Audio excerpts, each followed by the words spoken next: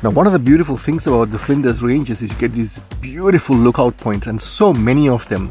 And if you've got a 4x4 or a vehicle with a bit of high ground clearance, then you get to see even better. Come check this out.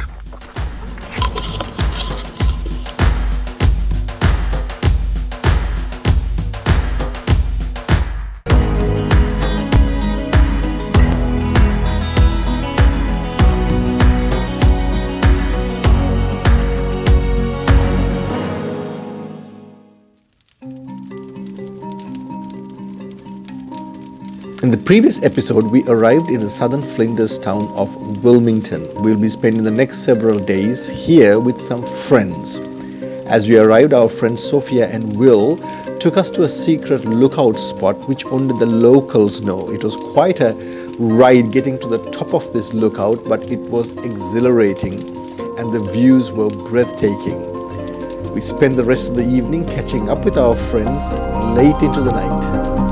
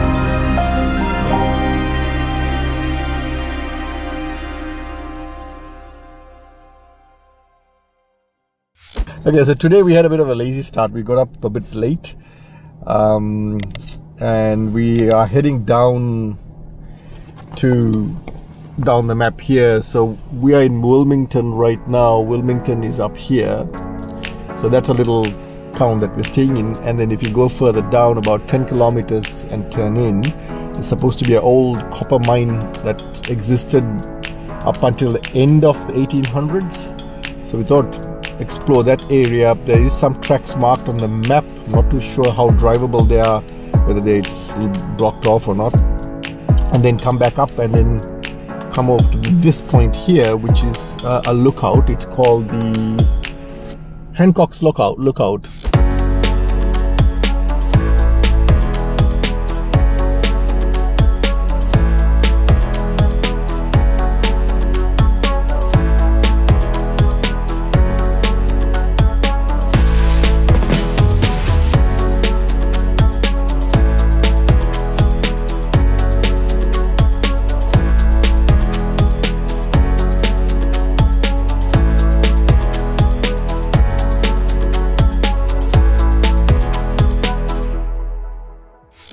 We're just driving through Wilmington town.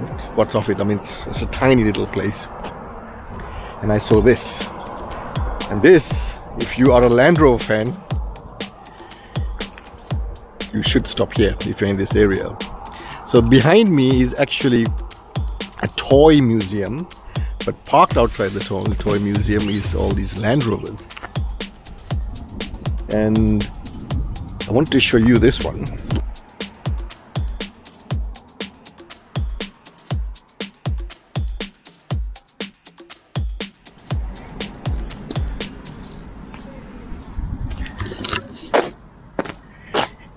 Many years ago, when I was a lot younger, back in Africa, a friend of mine and I bought one of these from a government auction.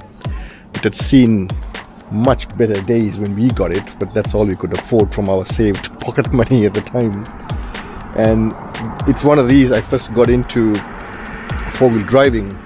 I think I spent more time fixing it than ever, but that wasn't the vehicle's fault because it just had seen better days. So it brings back a fair bit of memories. And there's a few other vehicles here. There's a couple of Chryslers and a Holden Kingswood.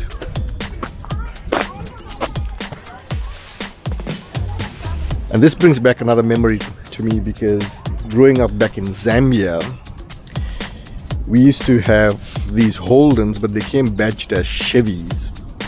And I think they called them Chevy Belmonts. And here they were, I think they were called Monaros.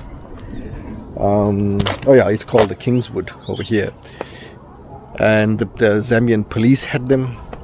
My dad had one for a short period. So these were common sights.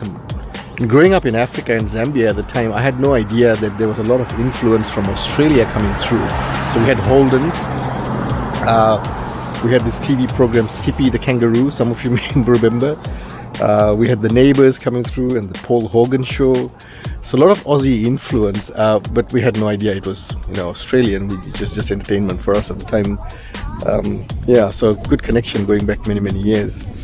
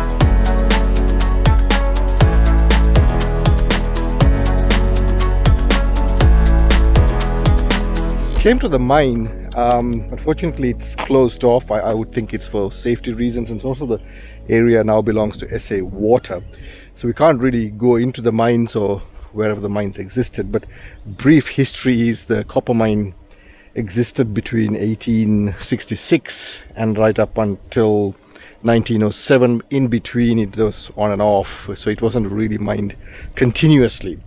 So we got a bit of ruins here, as you can see over there, and then there's some ruins up on top here. A bit of local history, but I wish we could have gone and explored it a bit more. I picked it up on one of the off-road maps and also in a tourist book. Unfortunately they didn't explain that you cannot go any beyond and see anything. I wish they had. But anyway, it was worth the drive, I suppose.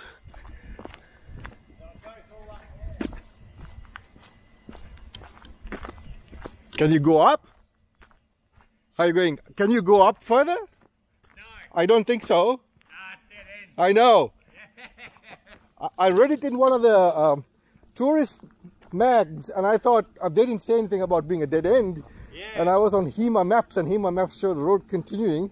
Oh. And then I got here and bloody hell. It doesn't look like you can go any further. No. Yeah, the track's pretty crazy getting in. It's I good, know. Good track. It is good. Good views though. Yeah, shit. I didn't even know about it. We just happened to drive past. I seen the sign. Oh, is it? Oh, let's go have a look at this.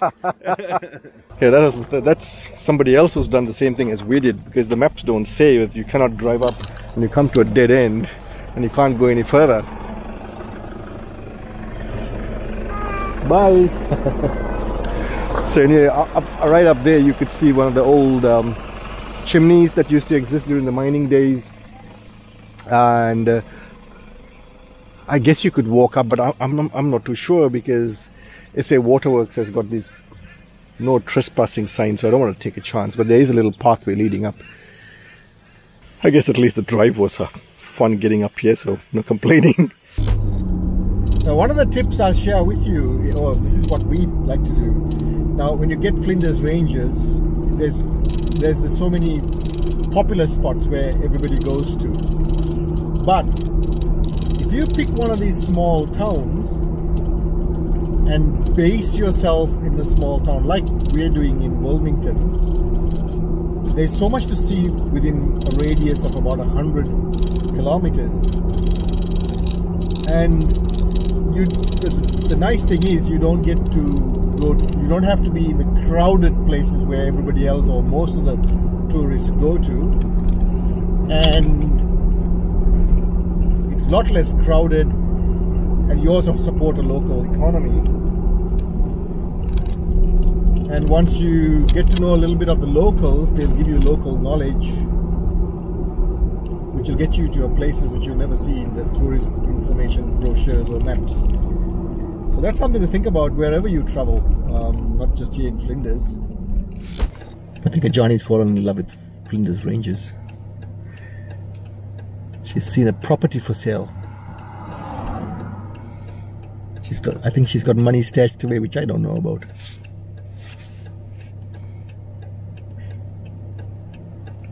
The inheritance you didn't know of. Yeah, she's talking about the inheritance I never knew about. And we've been married 15 years, didn't even tell me about it. $40,000. You gonna write a check?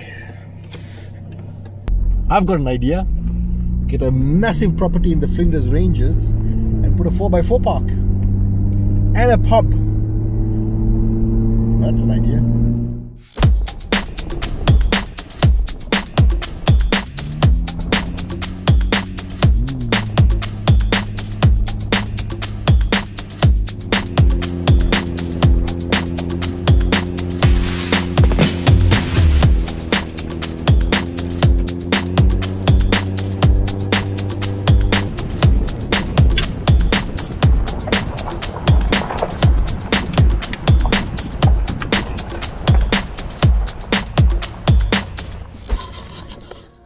Now, one of the beautiful things about the Flinders Ranges is beautiful lookout points, and so many of them.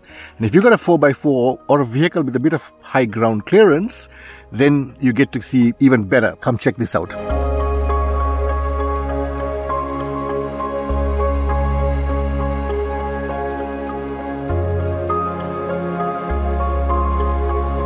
In the distance is the Spencer Gulf. It's a large body of water, and the contrast is just breathtaking because you've got this greenery in the foreground, and in the distance you've got the mountain ranges ranging from shades of brown all the way to shades of blue. And on a clear day, as the sun casts, the shadows fall, and the contours of the mountain ranges is highly emphasized. So you could come to any one of these spots, park off, and just watch for hours on end.